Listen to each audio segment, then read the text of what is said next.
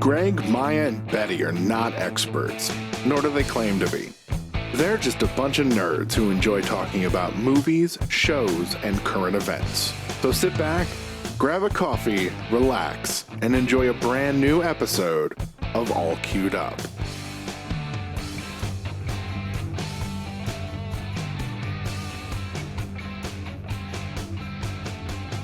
Hello, everybody, and welcome to another episode of All Queued Up, the review podcast tied to streaming services like Netflix, Amazon Prime, HBO Max, Disney Plus, etc., etc., etc. I'm your host, Greg Dietz, and with me always is Maya Don Fisher and Betty Badger. How are you two doing this week?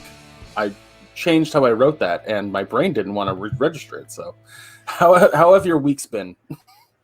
Mine was good. I'm finally over my go to the doctor, get flex test, be in horrible pain for 5 days afterwards ordeal. So, yeah, and I really liked everything we had to watch this week. So I'm very pumped to talk about it. What about you, Mai? I'm good. I've been in the time that I've not been watching what we had to watch, I've pretty much been playing The Legend of Zelda Breath of the Wild on the Switch. And that's all I've been doing. It's a fantastic game. Oh, yeah, absolutely. I've only got 6 shrines left to find, and I've got my heart containers maxed out. And you gonna try to find all like 900 fucking no, those little Korok leaf people, no. Korok. I found about 22 of them. I don't care. Because the only benefit they have is like, oh, you can carry if you find enough of them, you can carry an extra sword or an extra bow or an extra shield. I'm good. I can carry about 4 extra swords, 2 extra bows, and an extra shield. I'm good. Good enough. Yeah, that's kind of how I play Skyrim. There's a guy named the completionist Gerard. He did a 100% on that game. He found all 900 Koroks, and he was like, "I'll tell you this, like there are aspects to 100%ing this game, and there are other aspects. I don't recommend doing that one."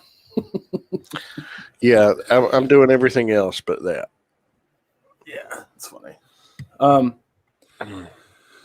Well, I'm fine. There's nothing really substantial happening in my life right now. Things are going okay with the folks and whatnot, so I'm taking care of them as best I can.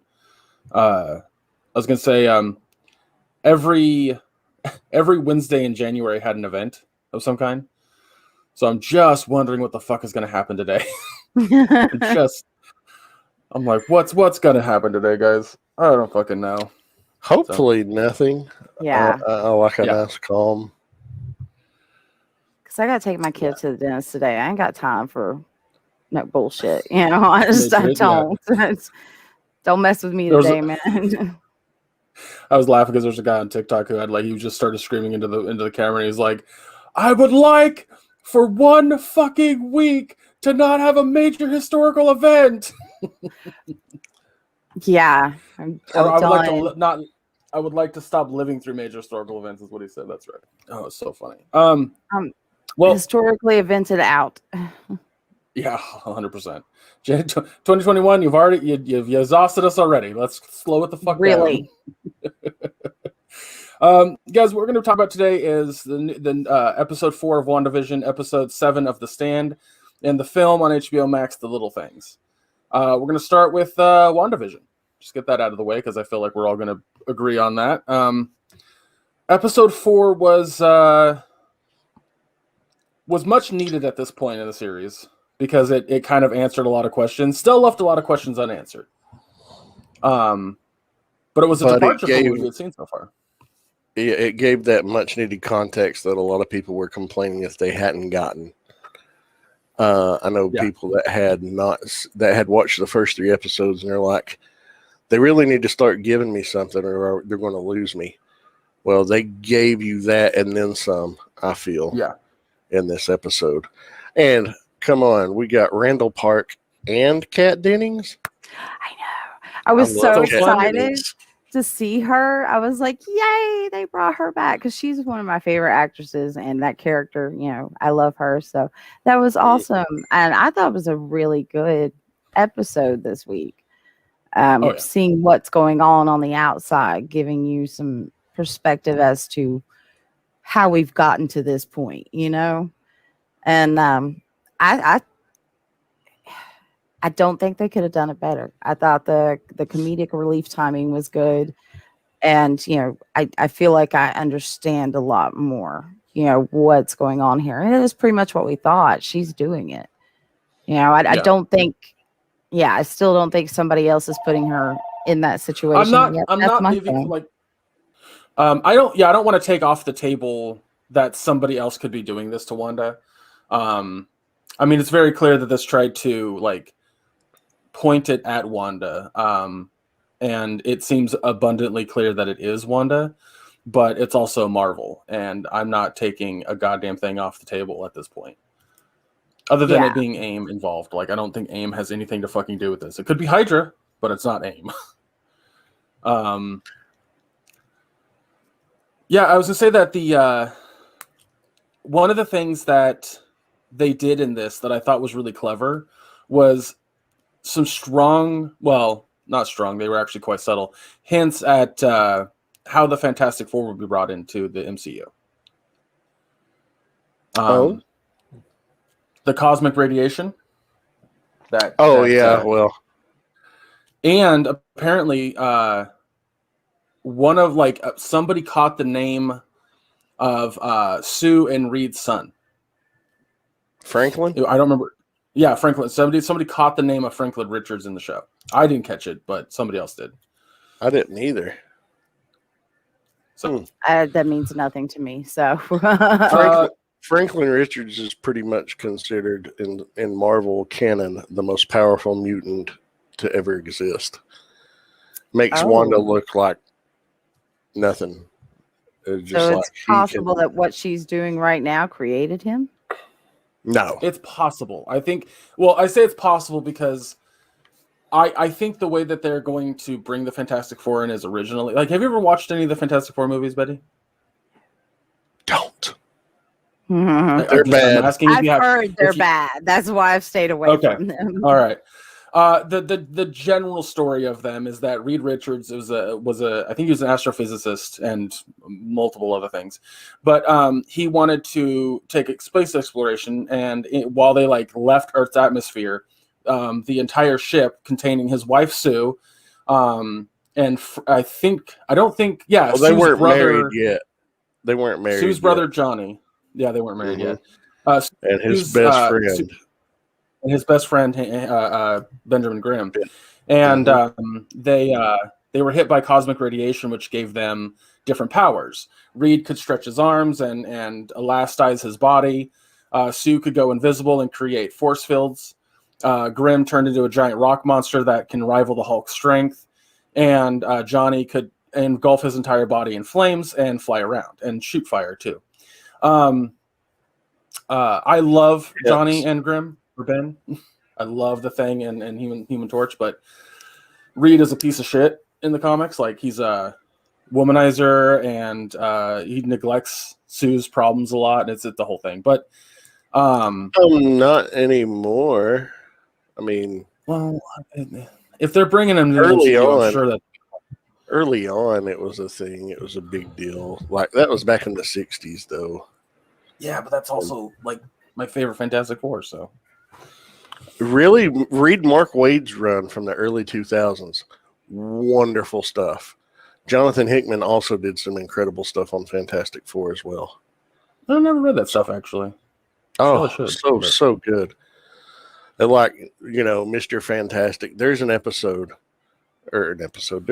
of the comics where he talks about why he named himself Mr. Fantastic. And, it's because of the guilt that he has for causing his best friend and his family to have these powers and to never be able to live a life of just normalcy like they had planned. And he's like, if there has to be a price paid and pay a penance to be paid, I need to have the most ridiculous moniker of all and face the harshest criticisms of all. That's really funny considering like Oh yeah, a lot of comics written in the early like a lot of characters that came out of the 60s and whatnot always had weird and dumb monikers. Like take Wanda, for example. Her moniker is the Scarlet Witch. Kind of a dumb name. But that's, that's just how it was then, and shit just sticks. So yeah. And when comics, when they go to try to give them a new, more updated, not as outdated code name, it never sticks. People are like, no, you can't change their name. People I don't know anybody. Keep it the same. But I also don't know anybody personally that doesn't call like that when talking about WandaVision or talking about these characters, ever since there calls Wanda anything other than Wanda. Nobody that I talk to that knows the MCU exclusively, not per se the comics as much as you and I do, Maya. But like Betty, have you ever referred to her as Scarlet Witch, or do you just call her Wanda every time you talk about her? Yeah, I call her Wanda. I mean, I do know that she's the Scarlet Witch, but to me, she's not the Scarlet Witch. She's Wanda. Nobody ever calls her that. So to me, she's just Wanda. So yeah, exactly. That's not a problem per se. It's not like a complaint. It's more of like that's just how the MCU is structured. It's more about the character name versus their superhero name. Where when we were younger, I don't think I spoke of these characters in the first person name. Like it was always like Iron Man and Spider-Man. Like unless it was specific. Right. Yeah, well, that's my point. Is like the way the MCU was written versus or structured, I should say, versus like what we enjoyed as in comics has that difference. So like for example, I knew who Thanos was, but I had forgotten that he was called the Mad Titan. So I had no idea. So when they introduced him, or they showed him at the end of Avengers, the first Avengers movie, like hinted at him or whatever, I went, holy shit, Thanos. To which my friend next to me, who was also an avid comic reader, was like, the Mad Titan, and I was like, oh, that's right. So that's interesting. I did not know that was I didn't know. I've looked things up and I never saw that. So that's interesting. Yeah, that's a new one. The Mad Titan. Yeah, yeah. So Silver Age comics are always funny like that because they kind of bite off this golden age in regards to names and titles and stuff. So like I was kind of hoping to see some of that in WandaVision in the first 3 episodes, but they really wanted to home in on the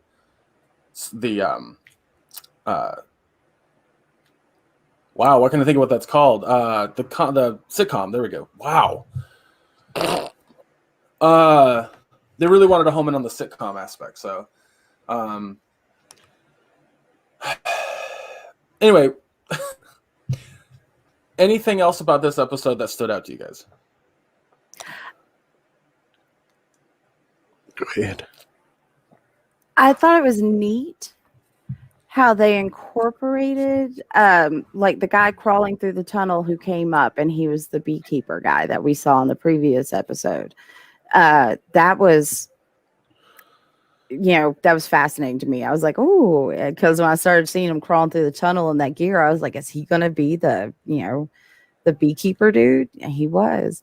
I mean, I thought all of it was really neat. They something that Jeff and I talked about when we were watching it is the hexagon magic. Apparently that he told me that Wanda's magic is primarily shaped as a hexagon. Primarily, yeah. She refers to it in the comics. It's referred to her as her hex magic or hex powers, yeah. Which, in German, hex is witch. So a hex is a witch. That's in the comic. She's in the comics, in the comics, her and Quicksilver, her brother Pietro, their father is Magneto. Yeah.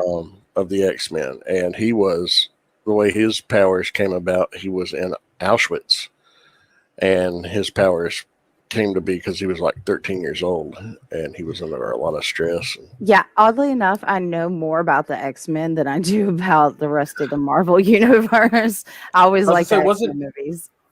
Weren't Wanda and Pietro's parents gypsy? Their foster parents. Their foster parents that raised them, I think so. Their foster parents, I believe. Well, here's what I read. Here's what I read. What I read as what they've changed some things a bit. The original story was that Magneto was their father, and they were raised by gypsies in Romania. And then I read that something changed later on, and they changed it to, well, they were led to believe their father was Magneto, but they were actually produced by Hydra and given to comics? the gypsies. Yeah, in the comics. Yeah, Magneto, I think they retconned all a lie, and they were really upset about it. And yeah, that's apparently part of Wanda's backstory. The thing that for the like,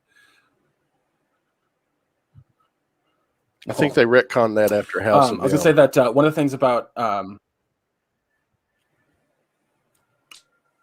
after I need to read. I was gonna say the reason I was asking that was because from my perspective, I was like, oh yeah, they were raised gypsy, so her calling it her hex magic always seemed like nothing but hexing somebody because of like a witch would do. I never put like hexagon into that when I was thinking of it, but that's clever for the writers of MCU to do that. That's really smart to keep it called hex magic, but not really, do that extra step.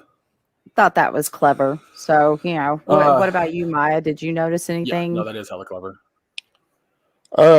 Yeah, actually, when Monica Rambeau, when she's going back to S.H.I.E.L.D. to report to work after she had been gone for 5 years, after she learns that her mother passed away, her mother that was running the division there, her code name was Photon, which is also a code name that Monica used in the comics after she was no longer Captain Marvel. She called herself Photon for a while. So I thought that was a cool little Easter egg. I did not catch that because I didn't know that actually. Monica was Captain Marvel? Yes. In the 80s in the comics, Monica Rambeau was Captain Marvel before Carol Danvers. Well, hot damn. I did not know that. They brought that back too. Like there's newer comics of Monica Rambeau as Captain Marvel too. That's cool shit. But when she's not under the Captain Marvel moniker, she goes by the codename of Photon. So that was a cool little nod. And I like the, somebody get Darcy a fucking coffee, please. Right. That poor girl. I do want to bring up something that I was talking about the other day. When Spider-Man Far From Home came out, people were kind of talking about this. There are people who rematerialized in the sky and fell to Earth because they were in planes. 100%. With this episode and seeing how that worked, 100%. Is that how it worked, though? I mean, what if they were? What if they rematerialized in the aircraft? They rematerialized in the exact position they vanished from. Exactly. I mean, so longitude and latitude wise, we know for a fact. Because what if they tore the building down? I mean, some people, like in that one in Infinity War Endgame, they were talking about how, I think it was Endgame, somebody blipped back or maybe it was Spider-Man Far From Home. Was it Martin Starr's character in Far From Home saying that his wife thought he was dead and she'd faked her death or something? I don't know. Somebody came back in one of the movies and like a new family was living there in their old place or something. They were all freaking out. That was 100% Far From Home. Like, what if, say your spouse disappeared 5 years ago. You you've moved on, you found a new spouse, you're in Mhm. bed, and all of a sudden, old spouse rematerializes where new spouse is. Now, what happens if somebody is where you are rematerializing? Don't know, That- but we might That's explore that something I later. want to. Yeah, I'd like to see that. What happens if you materialize into someone else? What's going to happen? The part of this, yeah, I was the part of this that really sparked it for me was when she's running through the halls and runs into somebody who rematerialized where they were previously. Yeah. Like just runs right into and breaks his nose. Like that 100% told me, like, because there was that thought. Like after Endgame, people were like, what about the people that got blipped in the planes in the sky? And I was like, oh fuck, like hopefully maybe the Hulk thought about that and like put him back on the ground before he snapped his finger. But also it was causing him great pain to do that. So that might not have worked. But the way that like this scene happened, I was like, oh, people straight up fucking came back and died. Oh yeah, like if you were on a boat in the ocean, Uh-huh. the boat's not there anymore. I mean, You are now chum. it's that's something. Yeah, I hadn't even thought about that. So that's terrifying. Yeah. Oh yeah, like that puts a context on some things. See, and that would be my luck. I would be on the plane, get blipped out, and then get blipped back in, and be at 30,000 feet and nothing. I'd be like, well, shit. I think there would be a confusion because your memory is like you're there, then you're not. Like you're like for your context, it's just the plane and everyone except for like maybe 5 other people are gone. Yeah, It's just like that. It was like up. It's like I just nodded off for a minute. What the hell? You won't catch me on a plane or a boat, so that wouldn't be my situation. The other aspect too, and then kind of far from home hit on this as well, but the other aspect that I think is fascinating is that, like, I was trying to explain this to my neighbor. If you, let's say you're married to a woman, right, and you're 32 and she's 28, or I said you're 32 and she's 30. That means you're older than her, and then if you got blipped and came back, she's now 3 years older than you. Like everyone aged 5 years where you didn't. Yeah. And that's like kind of what Monica's dealing with. But I also want to point something out. Jimmy Woo. When Monica shows up to him for the first time, he does the magic trick card thing with his business card. This is actually a callback to Ant-Man and the Wasp. Because if you remember, Scott Lang was doing magic tricks with cards, and Jimmy Woo's character says, "How do you do? I want to learn how to do that."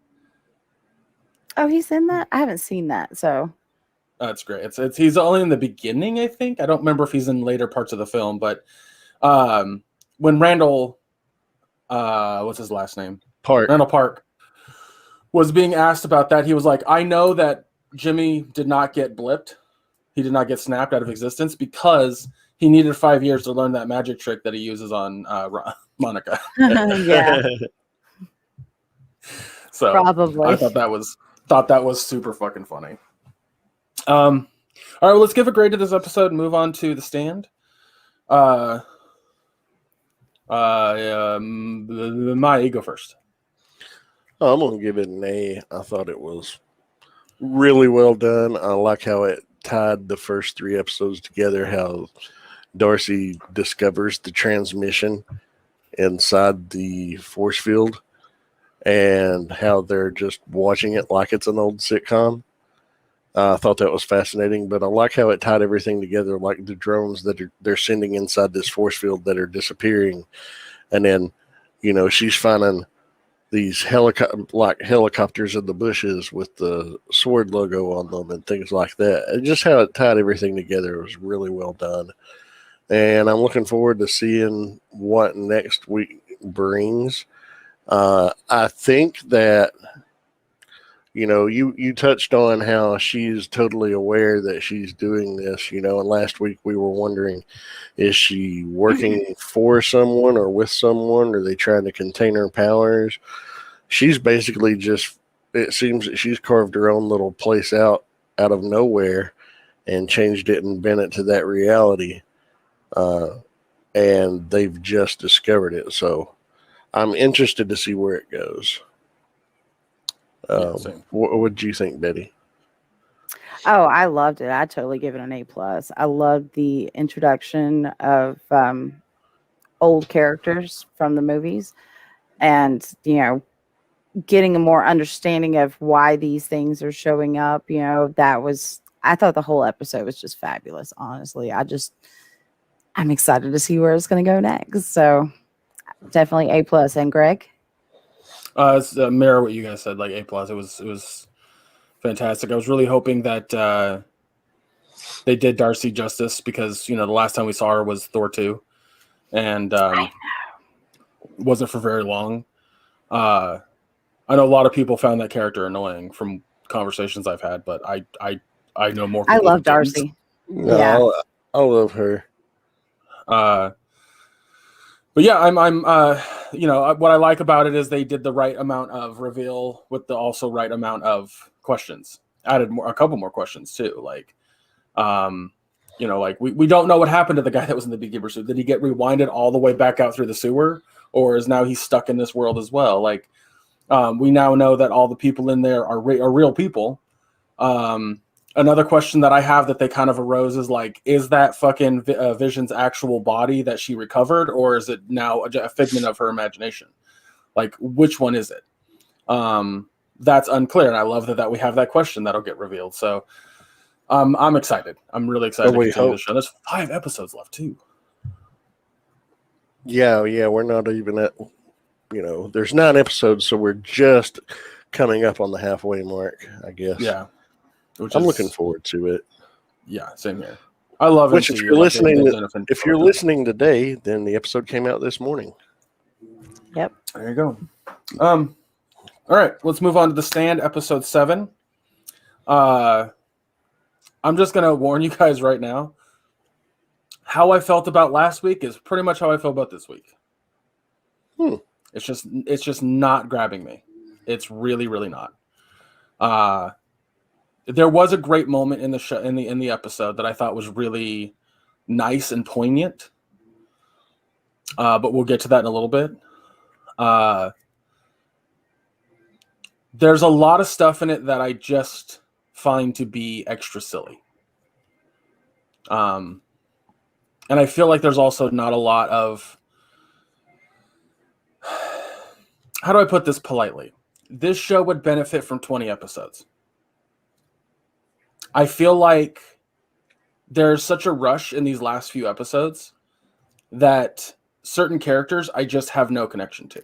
Now, I don't know if that's the way that this interpretation is written, because you both have said that the original series did a better job on making you care about characters, or at least that's the vibe that I got. I'm just not. I'm not enjoying it. I'm just not enjoying it. Like, I don't want to not enjoy it. I think that the acting is really well done. I just think the writing is subpar. It really is subpar, and it's boring for the most part. So I don't know. Well, the book is very long. The book is very long-winded. It is a Stephen King novel for sure. I just pulled out my hard copy of The Outsider to put my computer on top of, and I was like, "Wow, that's a big book." I'm like, "Yeah, but so is The Stand." I mean, I've got some really big Stephen King books, and even the paperback, it was like having a quarter pounder in your hand. Yeah, I mean, it was a big, thick book. I remember carrying that sucker around with me. It's like I told Jeff when we were watching it after we were done. I felt like we started off the show.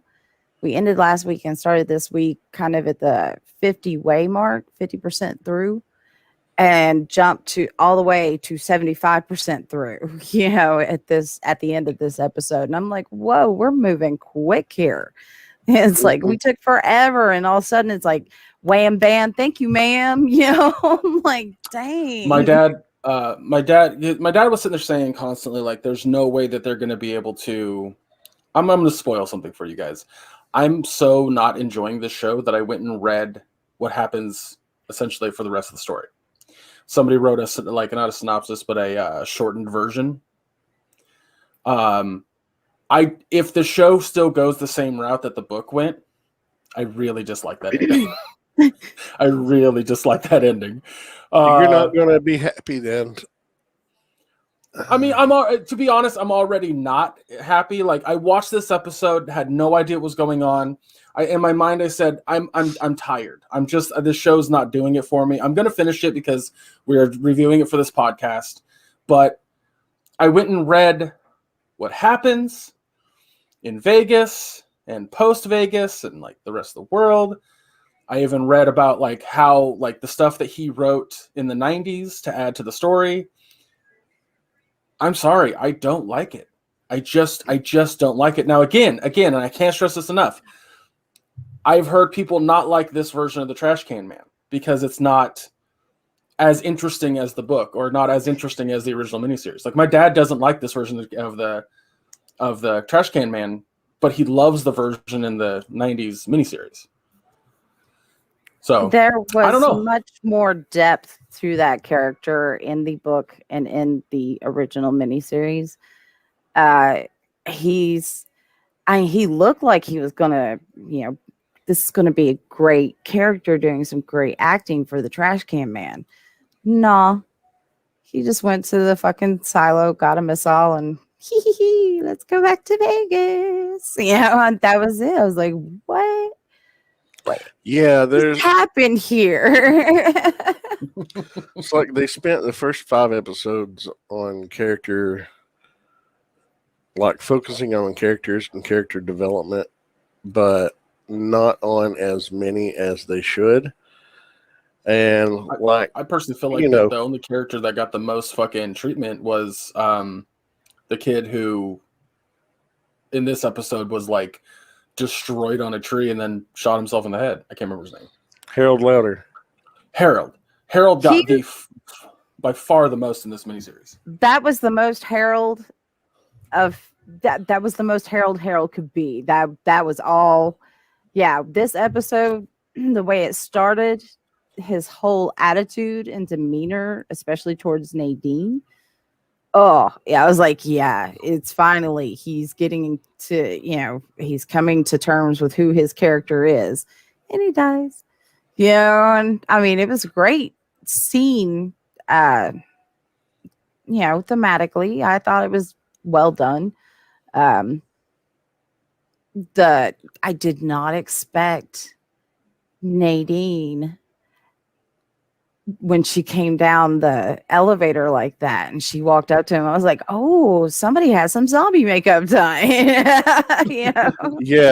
The baby's eating her from the inside out. Well, we've seen what happens when Flag impregnates somebody before. Oh yeah. Again, the way they did it though, I was like, wow, that's really, that was really well done. I was actually impressed with that. And I thought overall this was a good episode. I would even give it an A, but why haven't all the episodes been this good?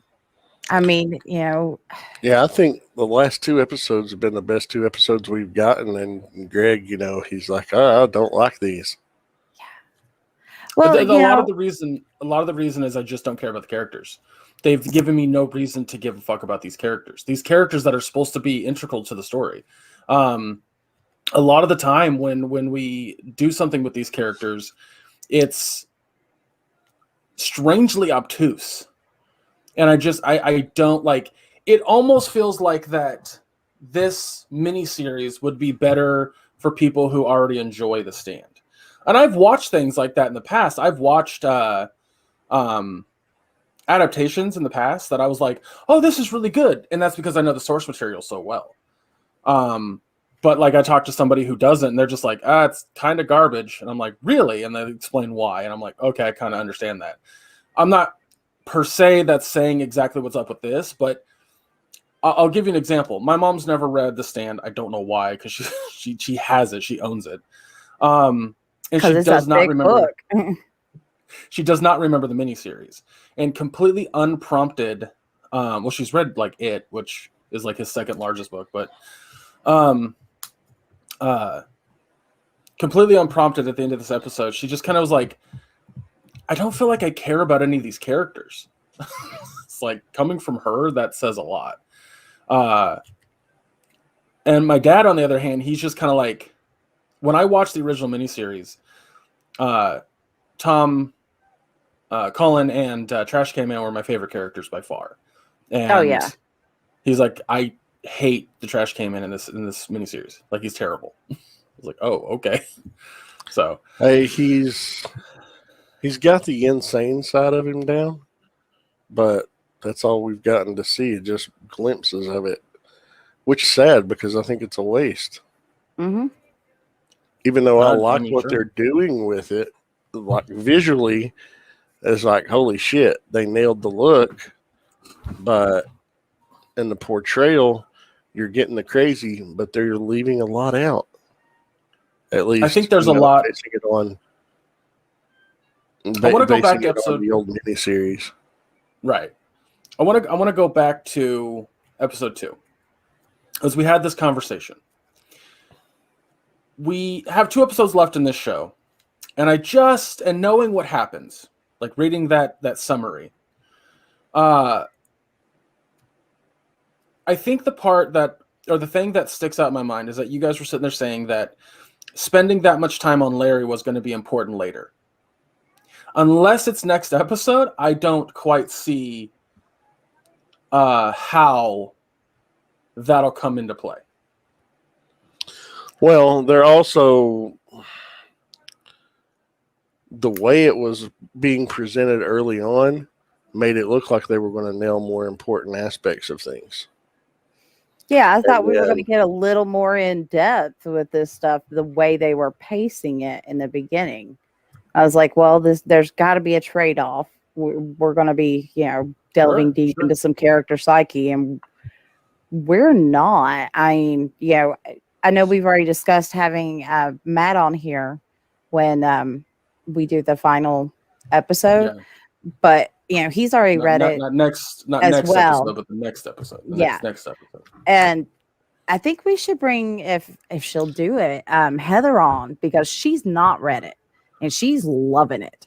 I mean, she's literally just totally digging the whole thing way harder than I am, So she's never seen the original miniseries, and she's never read the book. So she's fresh as you are, Greg, And so I think, maybe having both of them on and seeing their perspectives from those two sides would be interesting. Because I think a lot of it has to do with how I enjoy stories too. I think I'm really big into central plot, and side stuff can be told elsewhere. I like to get into the meat and bones of a story, and then as the story's going on, like let's take the Larry thing, for example. If there was a reason for us to need to know his past, do a flashback versus like do this linear way of storytelling. I prefer that. I feel like we've had way too many flashbacks and flash forwards in this thing already. Yeah, I mean, again, especially, okay, I'm just going to call it as I see it. I call this out on a lot of post-apocalyptic movies and shows. These people are damn clean to be walking around 700 miles in the middle of effing nowhere. I'm like, pretty people look pretty. Did you see Stu's shoes as he was climbing down into the broken roadway? There was like one scuff of dirt on them. Looked like they'd barely been worn. I was like, y'all got to do better. You've got to. He's been shaving. Who shaves in the apocalypse? I'm not shaving in the apocalypse. Speaking of that, I wanted to point out that there was one scene in this episode that I thought was really well done. And because you mentioned Stu, so it sparked my memory. The scene where they get to that gap in the road, where Stu breaks his leg. Yeah. That whole scene was really well made. Because for a moment in time, I actually cared about the characters involved. And I think that's because of how it was structured. And I know the only reason I know Stu Redman's name is because that name gets brought up a lot when I hear people talking about The Stand, because I can remember Larry, and that was because of our conversation a few weeks ago, and Randall Flagg, and that's fucking it. Like, I know I have a problem remembering names. If you listen to this podcast long enough, you know that that's a thing. But if a you story listen to one is, episode, you know it's a thing. but if a show makes me give a shit about characters enough, I will remember their names pretty well. I can't remember a single character's name in the show. Like, I cannot remember the actor's name for like at this moment, in this exact fucking moment. But he's the old man with the glasses who was going to give Stu the pain pills. Glenn. Okay, that scene, that specific scene, I thought was really well done. It made me give a shit about what I was seeing in the moment. So, other than that, Yeah, and I understand. I mean, again, I was so excited for this, and I feel really, kind of let down. It was not the big giant, cotton candy that I thought it was. It was a teeny weeny candy. It's really been lacking, and I can understand why you're not connecting with the characters, because these characters, if that's all I was ever presented with, I don't think I could connect with them either. I mean, they're very shallow. I mean, the way they're being portrayed, I'm not saying they're bad people. I'm just saying that they're very shallow characters. There's not much depth to them at all. And I find it kind of sad, because it's such a good story. They could have gone so many places with it. We had this horribly slow, drawn out pacing for all these episodes.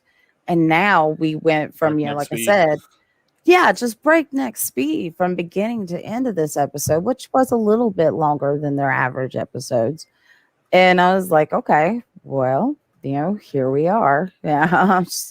I don't know where it's going to go next week. I'm just like, what are y'all doing? I don't know what y'all are doing right now.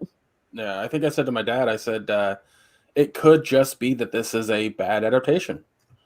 I don't want to say The Stand is bad, because this is my only my only thing in regards to knowing The Stand or the story. I will say, like, maybe in the next episode they change my mind. I don't know. They could. I doubt it. Next week is the penultimate episode. So, and I read that summary and I just went, "What? Really?" So, and we could talk about that off camera or off recording, because I do want to tell you guys what I read. But also, there's a story about a conversation with my dad that's funny that I can't talk about because of spoilers. But I spoiled it for myself because I was getting bored. You have to understand that, like, it wasn't a situation where I did it because I wanted to spoil for myself. I did it because I was bored. I did it because it was not as entertaining as I want it to be, Oh, I completely understand that. I'd say for me, it's been very, again, as someone who's read the book, seen the original miniseries, I have been surprisingly let down. I mean, do you feel that way, Maya? I mean, for what it is, I'm enjoying it for the most part, but it's been 15 years minimum, maybe 20 since I watched the original miniseries. So I couldn't tell you enough from that one to see what I like better about it than this one. I do seem to remember enjoying the original more so than I am this, though. But for what it is, I'm enjoying it fine for what it is, but it definitely does not compare to other adaptations that have been done or even redone from King himself. Like the fun. Go ahead. I said I have a fun little tidbit about this adaptation. Originally, it was going to be 3 movies and directed by Ben Affleck. When he had the script and he was shopping it around, he kept saying like, it's Lord of the Rings in contemporary America, and it's going to be a trilogy of movies. He wanted it to be his fucking Lord of the Rings, which is funny because that's how King fucking described it as well. But apparently it just nobody wanted it. So Ben, I don't remember if it said he sold it or gave it to the guy who's doing this miniseries, but the reason that they agreed to it was because they could put it on their streaming service and hopefully get people there. So I don't know how much CBS actually gave a shit about the plot, about the source material or anything to that regard. Yeah, if that's true, that kind of upsets me because I could totally see this drawn out for a 3-part movie experience because it is that big, it is that expansive, and it's still a good story. So, but I mean, what's to explain the speeding, the timing that we've had in this series? Because again, this is not how the timing in the book and the original miniseries was way better. It's way better because it didn't lag. I mean, you were there were just steps going forward, constantly, and there wasn't this constant back and forth like we saw for the first 5 freaking episodes. And it was just I've not been pleased. I'm again, Greg, I'm with you on this. I'm not as plussed about this as I should be. Because I'm the one who was like, we need to watch this, and I'm the one who was like, yes, The Stand. And I'm like, I get it. I get it. Like, one of the biggest things that I've heard about The Stand, Betty, is that it is a fantastic story. Most people who enjoy Stephen King stories bring up The Stand as one of his best. I get it. And I might enjoy the book. I can't say that I would because we've talked about me not enjoying Stephen King's writings in the past, but I might enjoy the book. I don't fucking know. And hell, I would love to watch the miniseries, but apparently the only way you can watch it is on Vudu for $5. Jesus. Ever. Yeah, it's like, no, nowhere else, huh? Cool. But I will say this: it's worth the $5. Yeah, it is worth it. Oh, I feel like I could find it for free on YouTube at this point. Because I've watched clips. I've watched a lot of clips. Like the first time Nick meets up with Tom. I watched that whole clip, which was how I found out that the guy who does the voice of SpongeBob was Tom Collins, which is hilarious. Bill Fagerbuck or whatever his name is. However you say his last name. I don't know. I have no idea. Well, why don't we go ahead and give this episode a grade and then move on to the film, The Little Things. Betty, why don't you take the lead on this?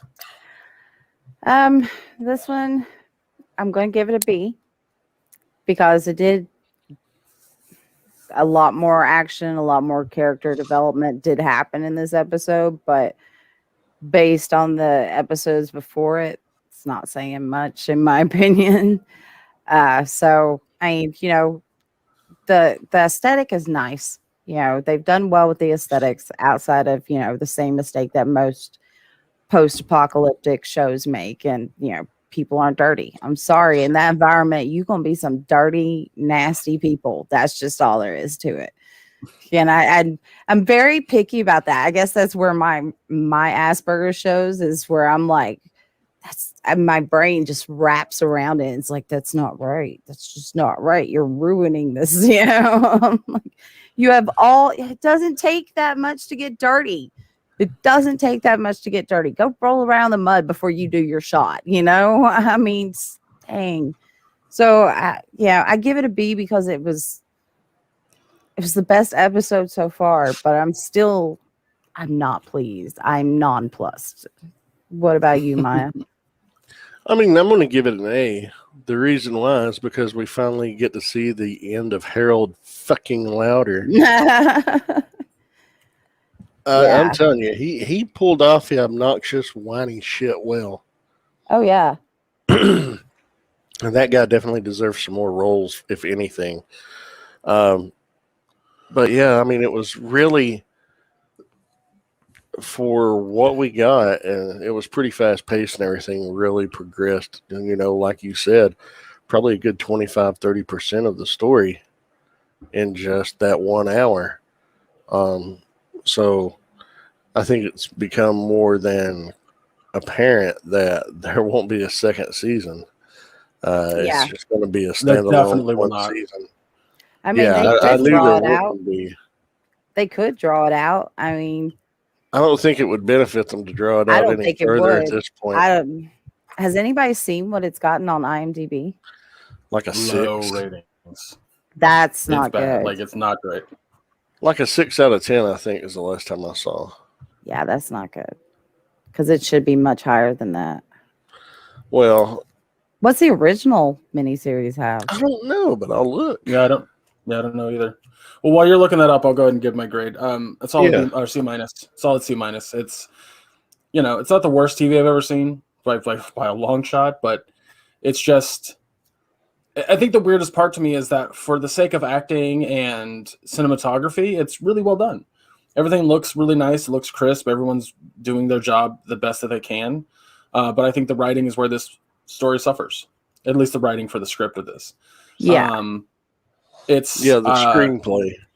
Yeah, the screenplay. I know that not... I know that I'm supposed to feel sad for Mother Abigail dying. I didn't care. That's you didn't get to know her well enough to care. Exactly. Okay. Exactly. So the original miniseries in the 90s has a 7.2 rating. The current rating on this one is a 5.5. Oof. So, big oof. Again, 5.5 is not like, oh, it's abysmal. Abysmal's like a 2 or a 3. But yeah, but when you know the story and you know the potential it has, I mean, if the 90s one is in the 7s rating and this is a 5.5, that's a problem. A 55% on a school grade is a failing grade. So yeah. Certainly. All right. Well, hopefully, maybe the next 2 episodes will be better. I don't know. We're going to watch them regardless. We're going to review them, and we're going to have Matt on when episode 9 premieres, or after episode 9 premieres. So, hopefully, we'll get. Who did you say, Betty? Heather. We'll get Heather on as well. I didn't want to say a name and say the wrong name, but I do. But yeah, we'll get them on. We'll get their opinions on it. Matt being a fan of the book, and Heather being in my position. This being the only introduction. So apparently she loves it. And I don't. Stephen King fan. Yeah. Well, I'm not. I mean, I wouldn't say that I'm not a Stephen King fan. Like, I was very excited for It Chapter 1 and 2. I like whenever they adapt any of his stories, I'm always very interested. So. Yeah, they have some interesting adaptations of some of the shorter stories he's done. I don't know if you've seen like Gerald's Game. Yeah, that's in the original and the remake. I remember reading that story and being freaked the fuck out. I was like, no one's ever going to handcuff me to a bed, and no one's ever taking me to a cabin in the middle of the woods. It's just not happening, you know. And I loved Gerald's Game. I mean, it creeped me right the fuck out, just like the book did. But The Stand is leaving me. I mean, I'm just sad. I'm sad. I will say, my mom did say something that made me laugh, and she goes, "This story like isn't Stephen King-esque." And I was like, "What do you mean?" She's like, "It's not scary." And I was like, "The hell are you talking about?" And she goes, "Yeah, like Stephen King stories are supposed to be scary." And I went, "Not all of them." And she goes, "What's so?" And I said, "There's 2 of his adaptations that are fantastic fucking films, and no, more than like 4." Anyway, fucking Stand By Me, Green Mile, Shawshank Redemption, all written by him, and they're fantastic. Fantastic movie. And just recently watched Stand By Me within the past month because it had been a while. The movie still holds up. Oh, yeah. And then we have The Running Man. Oh, that's right. He did write that. For every Stand By Me, we have a Running Man. Yeah. I knew there was 4. I was like, I believe there's 4, but... Oh, there was more than that. Oh, there's so many more than that. He's done a lot of short stories. Dolores Claiborne. Oh, yeah. Misery. No, well, okay. Well, hold on. Time out. Like, those are... those aren't what I was putting, like, because I don't consider Stand By Me, Green Mile, Shawshank Redemption, or Running Man to be in any way, shape, or form what you guys just described as Dolores Claiborne and Misery. Like, those are, I don't want to say they're We live scary. in different worlds, man. We live in different worlds. Because those kind of women, they live around here. I don't know about where you're from, but we have all kinds of crazy. There's a sense of terrifying. There's a sense of like anxiety that goes with those stories, whereas I feel the other four that we mentioned don't.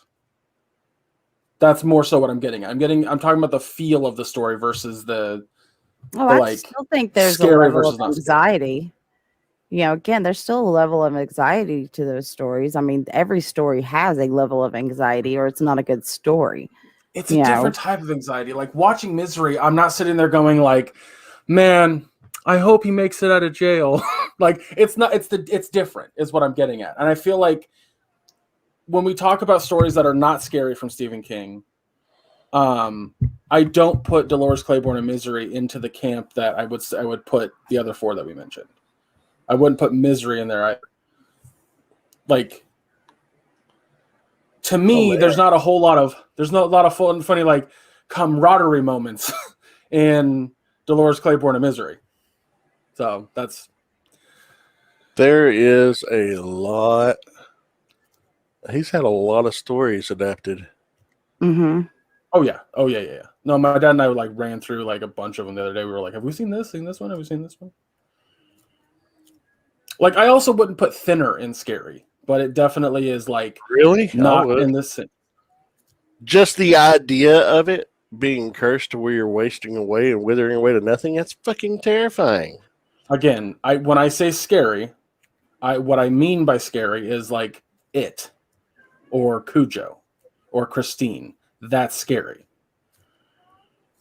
Whereas Misery is not scary.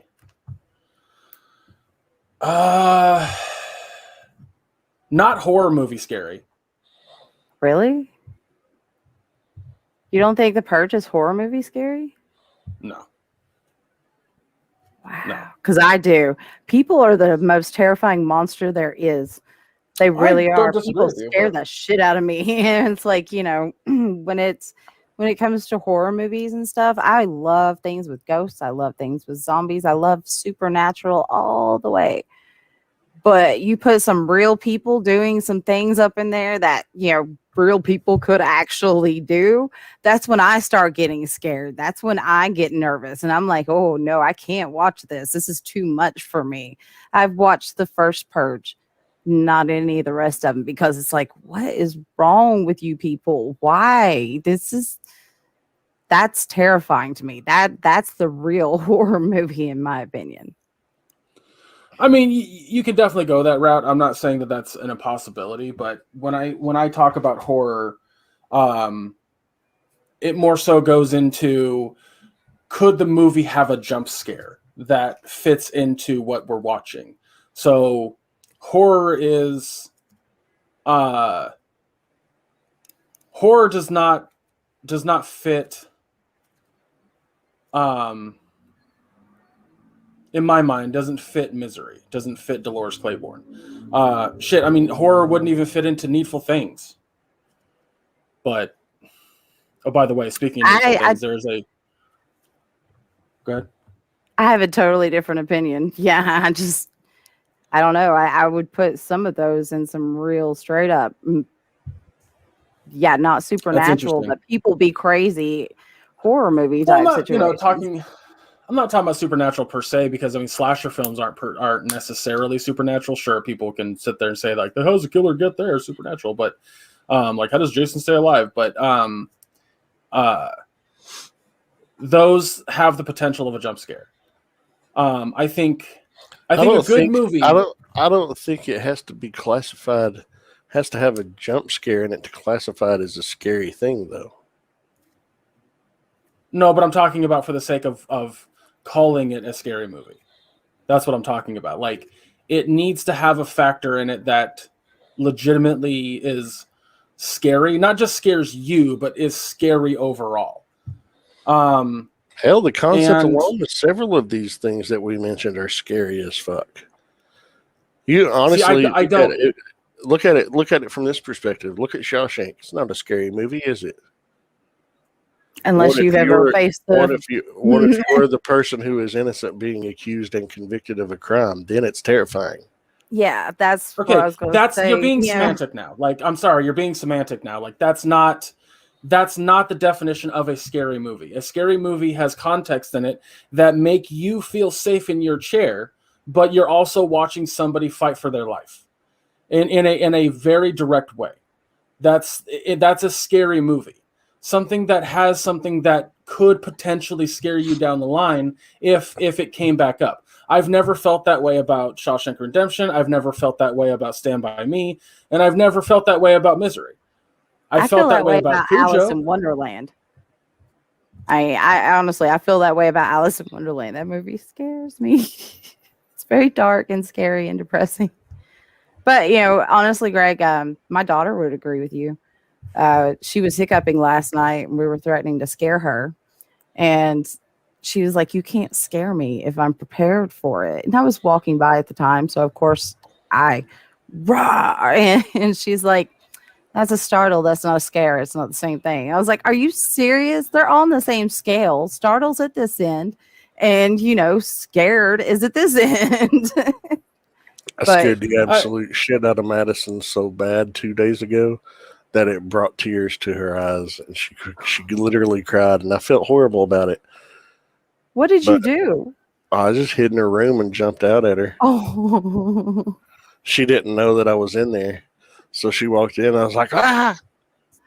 yeah. I think Lydia would kill me if I did that to her. She jumped in midair, landed flat on her ass, and tears were welling up, and I was like, oh God, I just meant to make you jump. I didn't mean for you to get like literally scared. She was clutching her chest and like having a hard time breathing. I was like, I did not mean for that to happen, and I felt horrible for hours. Oh, it's okay. Honestly, I've done that to my sister many, many times over the years. Ever since we were kids, I love scaring the shit out of her. It's so much fun. It's like when she's lived here, we have a hallway in the middle of the house. It's all dark, and our bathroom's on one of the hallway sides. And I'll creep through the hall when she's in the bathroom, leave the lights off, and wait for her to open the bathroom door, and she doesn't know I'm there, and just scare the shit out of her. And she jumps, she screams, tears, she does circles. It's rather funny to me. It's not so funny to her, but is this Heather? Yeah, I'm like, you're not dead yet, so it's all good. So I wanted to look up on IMDb how Dolores Claiborne and Misery are classified, and they're not classified as horror at all. Like they have drama and thriller for Misery, and then Dolores Claiborne is crime, drama, mystery, thriller. So that's. Well, I'm not saying they are horror movies. I'm just saying there are terrifying aspects about them that would I'm not arguing that. Find them scary. That's all I was saying. And what I'm getting at when I talk about scary movies that Stephen King has written, I do not put Misery and Dolores Claiborne in the same category as the other four that we mentioned or the other actual scary movies that he's written. That's what I'm talking about. Like it's in its own camp. Well, again, it's me. Dolores Claiborne is not, I wouldn't classify it as the same as the others, the scary movies that he's done, simply because there's nothing supernatural to them. Most of King's works do have a supernatural element to them in one respect or another. Sure. Green Mile even had a little magical aspect to it. I don't know. I'm not going to talk about King and how he portrays Black people. So it is what it is. And I think everybody's different when it comes to, what they find scary and what other people find scary. It's like I couldn't watch The Strangers because I got like 15 minutes in and I was terrified. because I don't know, I got some PTSD from shit in my past, man. And I'm just like, no, I can't do this because I already have a nightmare disorder. I'm fighting off zombies, ghosts, weird shit all the time in my dreams. But I came to think about it because I do use horror as a remedy for that because, they'll tell you stay away from it, and I immerse myself in it to a degree. Because you know what? I may be finding myself in a zombie horror, but I've never been bitten.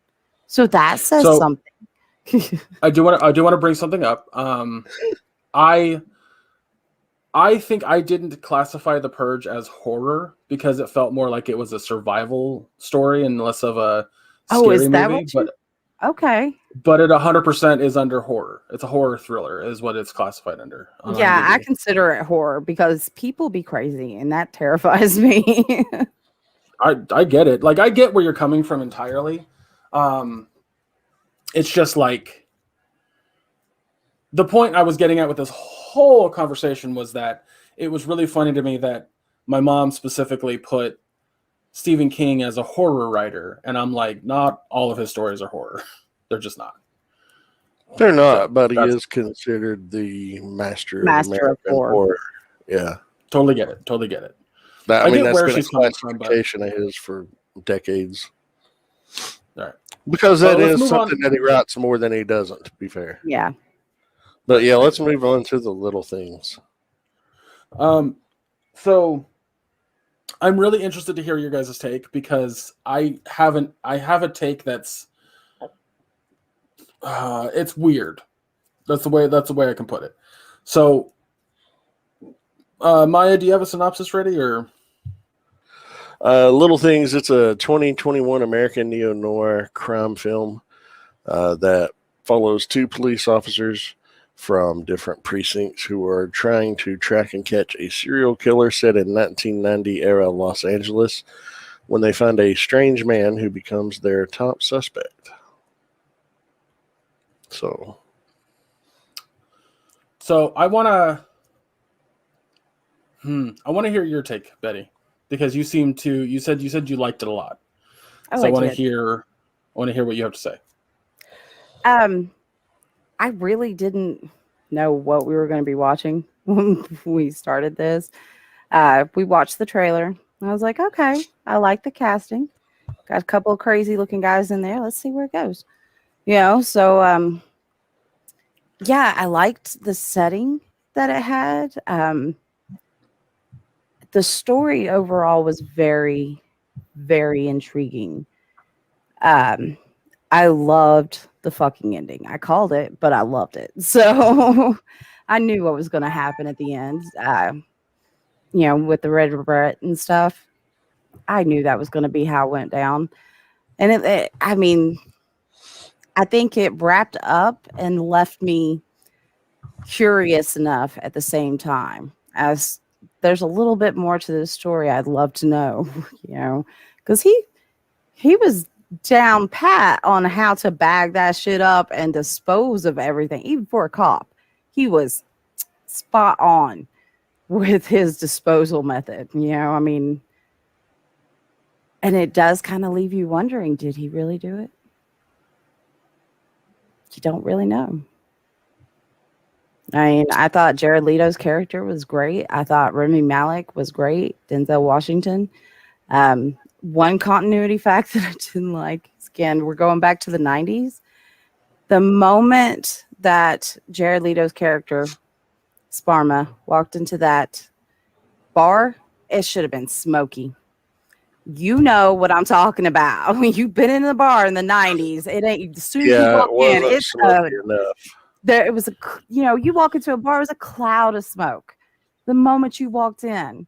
So I was like, that's not realistic. Where are the wispy whirls of, the smoke trails when he opens the door? This is not, I was in some bars in that time period, and that's not what they look like. But, true. Other than that, I really liked it because when we first went into it, I didn't know we were setting completely in the 90s. I did not know that this was a, time piece. So I thought we were going to be like, looking back at the 90s and then coming to the present, and no. And I think the way they filmed it, they did a really good job. I mean, I thought overall I watch a lot of true crime stuff and, murder mysteries and things like that because women are weird. We like to look at the multiple ways we can die, so I we think can plan on how to avoid it. Yeah, and that's another thing I got to it's bring up. The thing with the girl with the red beret, she went running. She's with that dude, and she's like, "Oh no, you don't have to run with me. It's only 3 blocks." What girl in her right mind running at night tells a guy, "Oh no, you don't have to run with me. It's only 3 blocks." No, that has never come out of a smart woman's mouth ever. You offer to walk me to a car? Yes, I will take you up on it. I don't care if you can see my car from where we're standing. It's dark. You're a big dude. I'm a little girl. You're going to walk me to my car.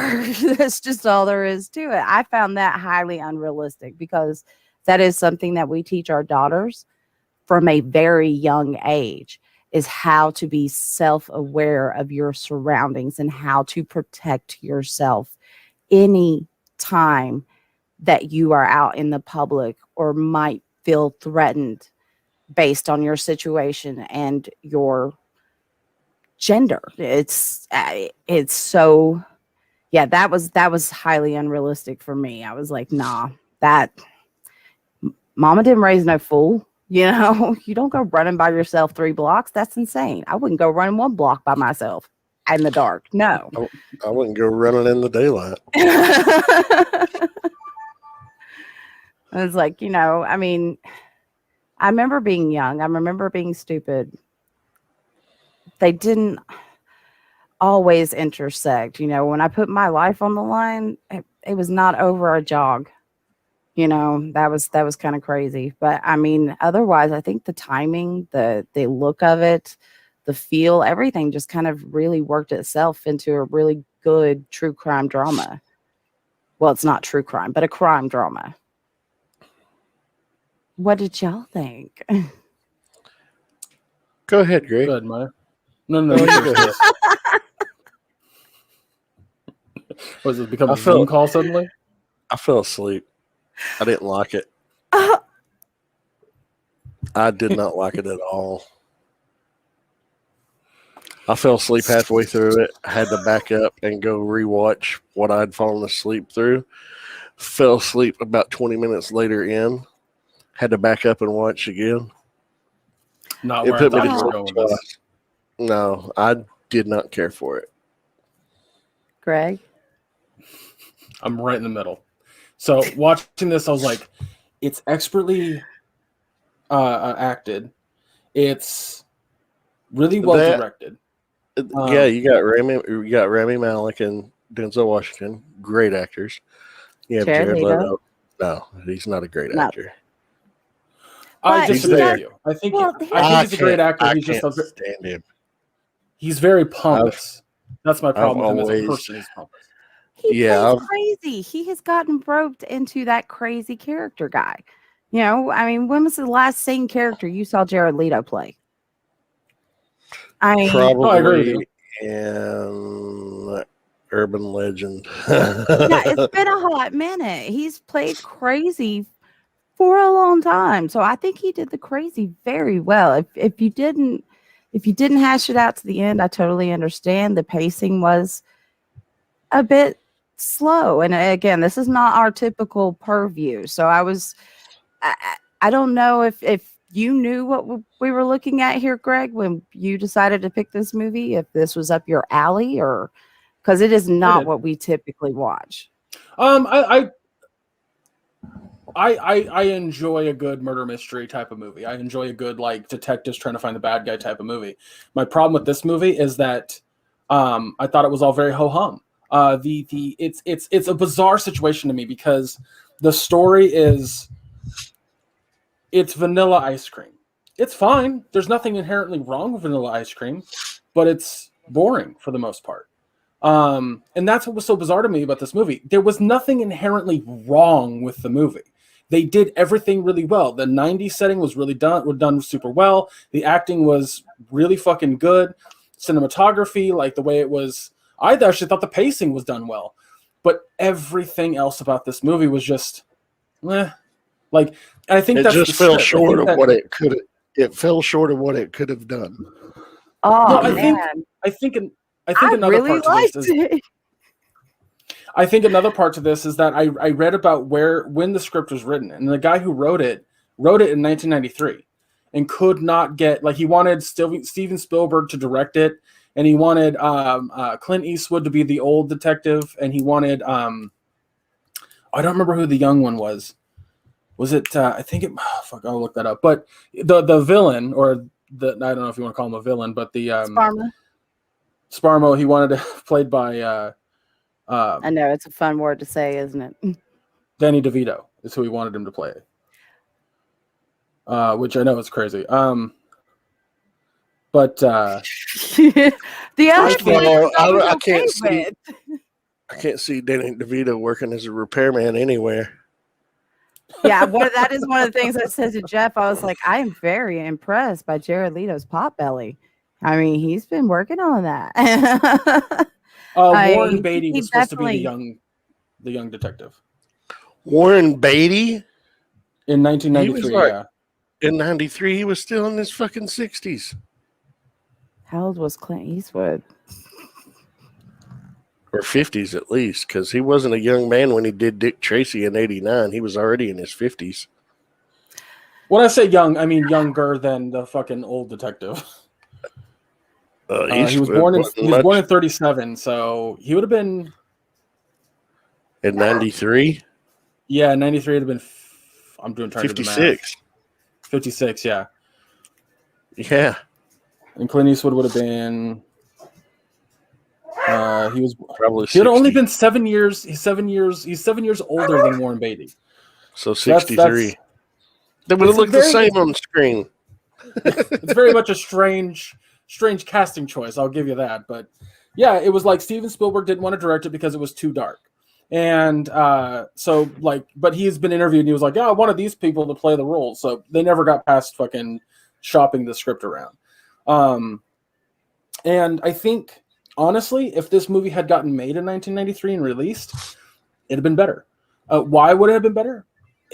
We hadn't seen movies like this then.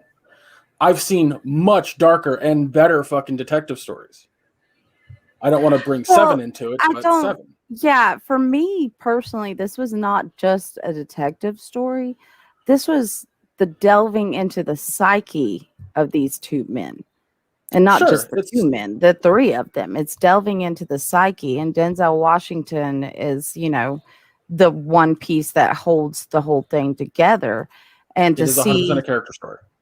To see how, again, he folds it out at the end with the red beret.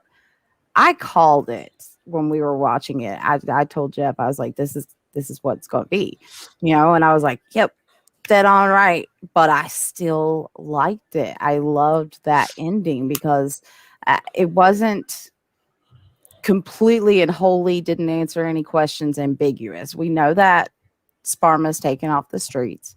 Whether or not he was killing these girls is still kind of up to question, but you still get the feeling that he was not a good person. You drive a guy out into the middle of nowhere and you're basically having him dig holes for you. You're not a good person. I don't. You get hit with a shovel one time though, and that kills you. I'm like, really? He's dug how many holes by now? He couldn't have had that much force behind it, It 100% should have been a gun. Like he should have pulled out a gun and shot him in the head instead of hitting him with a shovel. I thought that was very strange as well. Well, and you do know that Denzel Washington's character, he's in the first case that they were doing where he's the detective and they're out there at the crime scene. He shot that girl. She was still alive when she made that noise and he shot her, and everybody knew and was covering it up. And I think that's why the chief of police didn't want him there. It's not because he was a bad person, crazy, but he ran a risk. they were the partners. They were Yeah. partners on that call. So it was just a reminder of a horrible time and a horrible mistake, and that's That why he they didn't covered want him up. there. That they covered Yeah. up. But And I going felt back to bad. I felt bad for the other detective's family and him, though, at the end of all that, because it's not an easy job. And he was such a bright and shiny star once he got me, and when he first got in there, wanted to do all this great stuff. And that one thing just totally broke him. I don't know if he would ever be able to go back into work again, after that. I mean, I thought this was more of a character story. It was crime, definitely not true crime, but it was definitely a crime drama, a crime murder.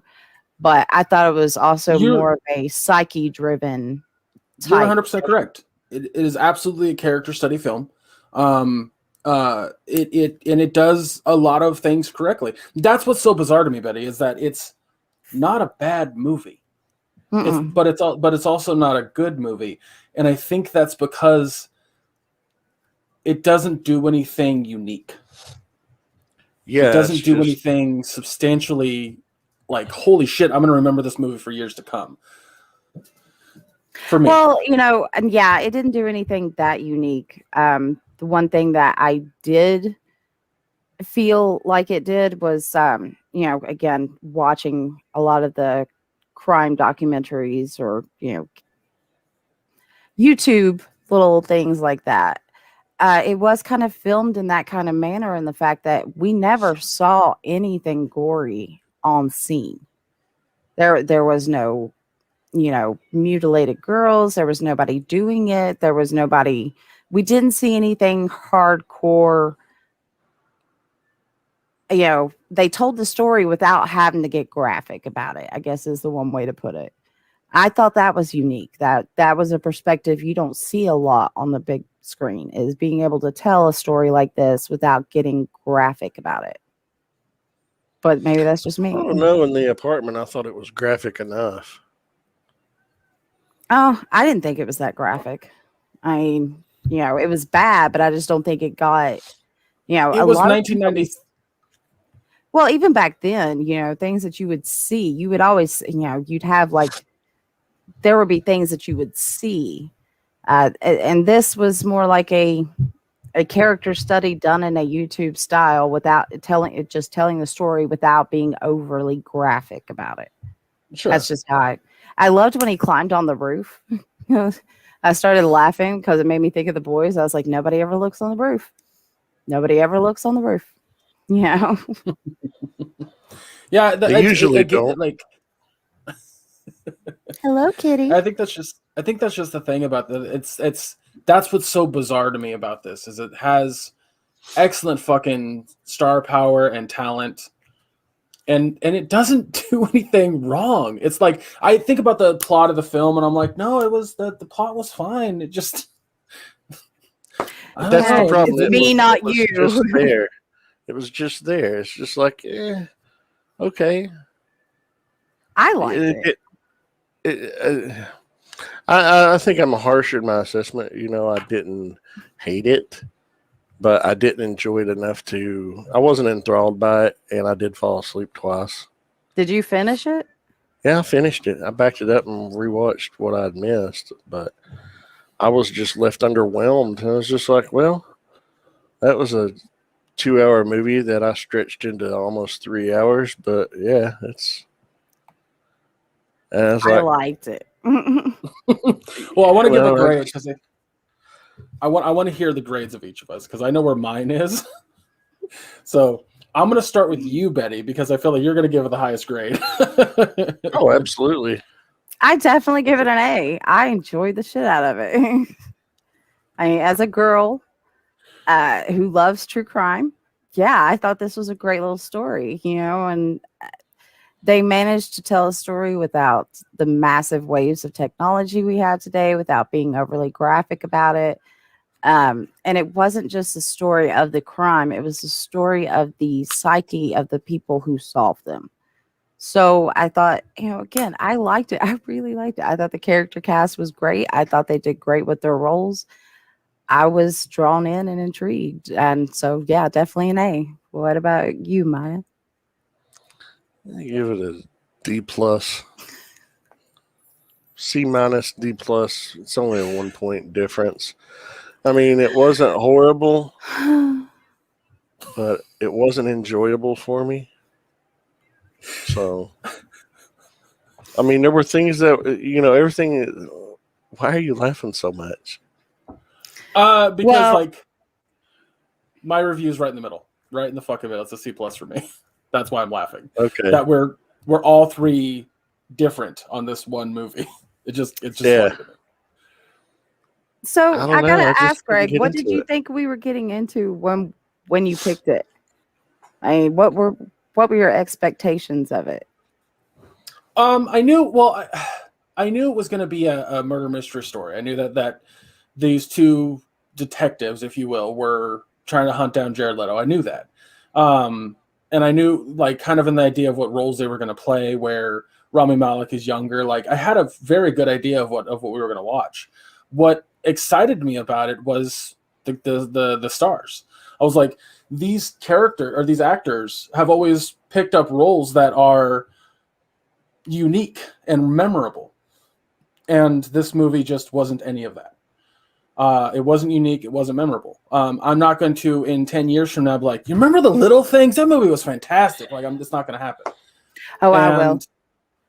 Maybe it's because I'm a cop's daughter. Maybe that's it. I don't know. I mean, like I said, I love a good murder mystery, but I also want my stories to try to do something different, and this didn't. It just didn't. It seemed very cookie cutter in a lot of places. I saw a lot of things coming because they telegraphed it hard. Well, they did. But honestly, I feel that way with most movies. I feel like either the telegraphing's really, really good, or I'm a motherfucking psychic. It's one of the two. So we're gonna go with the telegraphing's really good. I'll say this plot to me would have made, like, I would have thought that this would be something that would be on like a made for TV movie. That's where this plot I feel like would go. But you know what? As a made for TV movie, it's a B. As a theatrical release, it's a D plus. I mean, it was better than Wonder Woman. 1984. I'll give you that. Well, I'll give Wonder Woman 1984 an F. So yeah, absolutely. I mean, I didn't fall asleep through this movie, but I definitely found myself in a lot of places going,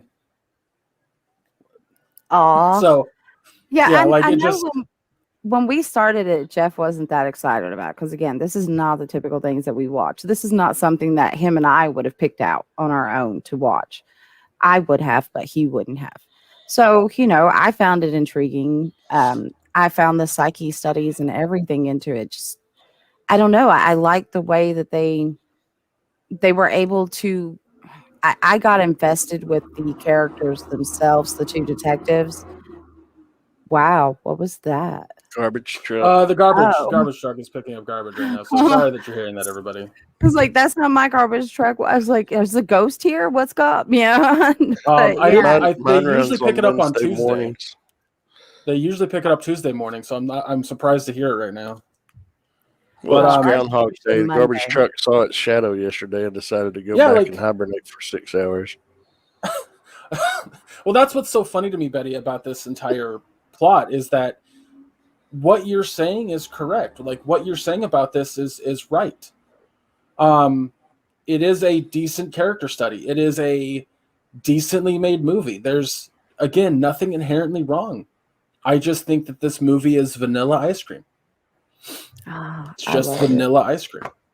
But I like vanilla ice cream. No sprinkles, no syrups, nothing. That's what you're wrong. I think it was vanilla ice cream with some freaking sprinkles and some whipped cream and a cherry on top. I thought it was really good. That's great. and I don't think that you're wrong in feeling that way. I imagine a lot of people feel that way about this movie, but to me it was like, I mean, I'll tell you what. Wonder Woman to me was like someone going, hey, do you want a piece of pie, like a good piece of apple pie? And I go, yes, I do. Cool. Do you want some ice cream to go with that? Yeah, hell yeah, that sounds great. And then they put the fucking cold ice cream on top of the hot pie. That pisses me off. That's Wonder Woman. That's the way I it's hate supposed to be done. I That's hate the way pie a la mode. I That's the way fucking it's hate supposed pie to a la be mode. done, though. A better hate thing. A better thing to say is, "Hey, you want this delicious piece of pie? Yeah, here you go," and then just throw it down and stomp it, and then pick it back up and say, "There." That's I think No, that, because yeah. my analogy doesn't work in regards to that. It's in regards to things I don't like. That's why I said that. Do you like dirt sure, in your pie? I don't like somebody stomping on my pie, but Okay. what I'm talking about is I don't like pie a la mode. So handing me a piece of pie, I love that. Handing me a scoop of ice cream, I love that. Putting them on top of each other, I fucking hate that. So that was Wonder Woman to me. This movie was like just a scoop of vanilla ice cream. And I'm like, I'll eat it. It's fine. I would prefer some chocolate sauce or some whipped cream. I would prefer a cherry on top, but I never got that. I never got those ingredients. Well, I did, and I loved them. Every single last bite. Again, I don't. Maybe it is because I'm a cop's daughter. I don't know. Maybe it's just I get invested sometimes in these stories, maybe a little more than I should. But again, I really, really liked it. I think Jeff would probably give it a B. Not his thing, but he said it wasn't bad done. He just not his thing. Also, just to clarify it. Just to clarify on my taste and personality, like I'm not above watching. Like I will watch whatever. I don't have like a genre that I stick to. I prefer comedy. Like I like comedy. I'll go out of my way to watch comedy. But like if someone's like, hey, let's watch a movie, and they pop on a fucking like love story, I'll watch it. And I might like it. Well, yeah, I'm typically that way. I don't turn things down for the most part. But if I was going to go, what movie do you want to watch tonight, honey? This would not be at the top of our list. There are plenty of other things out there that we haven't seen yet that he would choose over top of this any day. I'm not going to lie about that because I don't remember seeing this advertised anywhere. I don't remember any hype about this movie online. And again, I thought it was very well done. I thought that, if they advertised it in the right way, it probably could have done better. But again, it's not for everybody. Again, like you said, it was a great story, a good story, well done, just meh for you. Yeah, for me, I was like, oh, dang, there's that red beret. That was me. Yeah. And I get that. I totally get that. That's why I find that this review is fascinating because all three of us are drastically different from one another when talking about it. Like we see it differently. Like Maya was like a D+ at best. Yeah, and again, I didn't think I was going to like it going into it. I really thought, this isn't really going to be my thing, but let's go for it. And I was I thought I was going to like it a lot. Yeah, and I mean, 20 minutes too, in, because I like I'm Denzel Washington. I'm just sitting there watching it. I was like, oh, what's going on? That stupid girl. She'll go running 3 blocks at night. I mean, again, this made an impact on me. So, but yeah, here we are. That's funny. So I guess as a group, we could give it a C+, maybe low B- rating. Well, I think I don't want to do that per se like we did with the other thing, but what I do want to say is that's what this conversation is why I love this podcast. If you listen to this podcast and you go, I align with Betty more than the other two, or I align with Maya more than the other two, you know what you're getting. I love that all three of us saw this movie differently. Yeah, and I think I'm surprised by my own opinion on this. So I'm going to bet some other people will be surprised too, because again, this is not something I pictured myself enjoying. But 20 minutes in, I was totally enjoying it. So I'll tell you this: there's a movie on Apple TV that stars Justin Timberlake, and it's apparently like kind of a drama movie. I don't know if I'd like that or not, but like my brain goes, you wouldn't like it. So I don't know. Like it's always in that situation where you're just like, I don't think I'd like this, and then you just end up do, or vice versa. When you get to the end of the intranets for the moment, you might go and watch it if you can't find anything else. I totally get that. And again, I was not, when I went and looked it up and watched the trailer, I was like, well, this is an odd choice, Greg. How did we end up here? You know, Because again, I really like Rami Malek. That was my draw. Oh, okay, all right, yeah, Yeah. I love Rami Malek too, so I get that. And then I was like, ooh, Denzel Washington, all right. And I, regardless of what Maya says, I do think Jared Leto is a good actor. I just think he's also a pretentious douche who does method acting, and I fucking hate that shit. So whatever. Yeah, same. It's like Jim Carrey. It's like great actor, pretentious douche. Actually, if you haven't listened to the episode where we talk about Jim Carrey, the documentary we covered of him. Yeah, I'm trying to remember the name of the documentary, but it's where he's filming. He's filming the movie for that. It was a biopic of Andy Kaufman called Man on the Moon, and they filmed the behind the scenes stuff. But it's like Jim just being a complete shitheel because he's method acting. It's a fantastic movie, but it's very much in that ballpark of how I see Jim Carrey. Like, love the art, not the artist situation. Yeah, well, he was married to Jenny McCarthy, so that says a lot about him right there, because she's really a freaking anti-vaxxer. Jim is arguably just as bad. Like he's I mean, again, I like his art. I love his acting. I don't know if I particularly care for him at all as a person. I see Jared Leto the exact same fucking way. The exact same way. Totally get it. But yeah, guys, I think that's going to do it for us today. Next week we'll be covering the 5th episode of WandaVision and the penultimate episode of The Stand. We don't have a movie or anything planned, probably just because we're going to have a discussion. Bring up a topic. I don't fucking know. We'll see. But make sure you follow us on all the socials listed below. Check out the store on, is it Redbubble? I think I wrote that down. Redbubble, right? Teespring. No? Teespring. I got it wrong again. Check out the store on Teespring. We have a bunch of stuff there if you want to have our cartoon faces. Well, actually, they're more like comic book faces on a shirt or a mug. You can go get that. They're not too expensive. I think the mug is what, $10, $15, something like that. 15, and the shirts, start at like 21 or 22, and That's really not expensive. No, it's not. And hey, any proceeds, what few bucks we get kicked back from that go into basically the upkeep of the show. The big time. Because hosting fees and all that stuff ain't free. It is not. Also, if you're listening to the audio version of this and you'd like a little bit more of a video version, we are uploading video versions on YouTube. Everyone say hi to the camera. You can see our faces talking to one another. It's like a Brady Bunch situation there right here. Go subscribe to the YouTube channel. I also plan on uploading reviews, like solo reviews. I don't know. I'm gonna do it. Betty and Maya can do it if they want, but I watched all of Ted Lasso and I watched all of Doom Patrol, and I want to give those reviews. So I haven't done it yet because, well, life is fucking busy. Is it not? Yeah. But yeah, go subscribe to the YouTube. We're going to put a lot of more stuff on there. So there's that. But yeah, other than that, Maya, where can people find you? You can find me on Facebook under my regular name.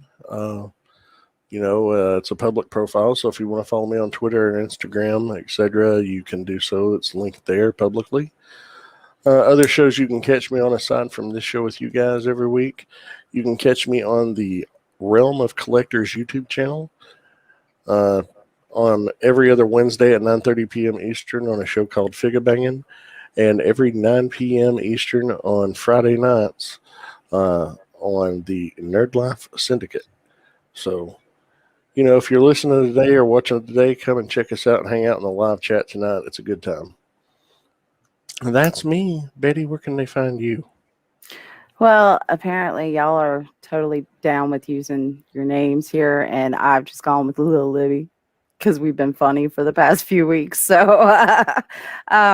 you can find me under Betty Badger Ogletree on Facebook or Bright Betty on Twitter, and that's pretty much it. What about you, Greg? I just wanted to have AKA Chub Rock Geek. because I wanted to have my Twitter handle on there as well. That's why I did that. Yeah, you guys find me on all socials under Chubb Rock Geek. Hence why I didn't put at Chubb Rock Geek, because you can just find me on all socials at Chubb Rock Geek. But also on the Mission Start podcast YouTube channel, Anthony just uploaded the video version of us discussing our favorite games and favorite video game based things from throughout 2020. Don't know why it took him so long, but that's now on the YouTube channel. So if you want to go check that out, by all means. Other than that, that's it. That's it for me. Again, thank you guys so much for listening. We really appreciate you guys listening to this podcast week to week. It gives us something to look forward to once a week. I fucking love doing it. Again, watch WandaVision episode 5, Stand episode 8. Almost 7. And join us next week. We'll see you then. Peace, love, and Polly Pops. Take care, everybody.